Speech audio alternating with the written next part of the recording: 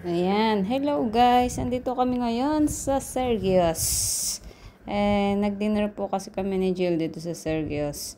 Kaya, ayan, si Madam Jill, nag-order siya ng aming foods ngayong gabi.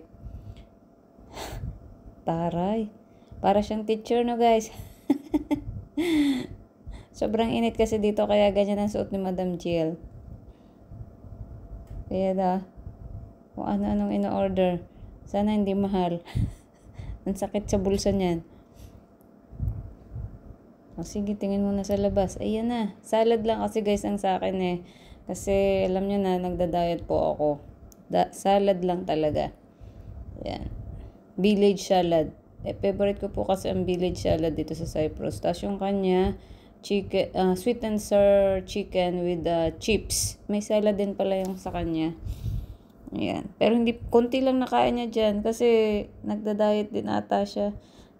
Nag-crave lang siya sa foods dito sa Sergios. Pero ang mura lang guys ng biniyada namin dito Hindi kagaya dun sa ibang restaurant. Ang bait pa ng may-ari niyan, Filipina. Bye guys!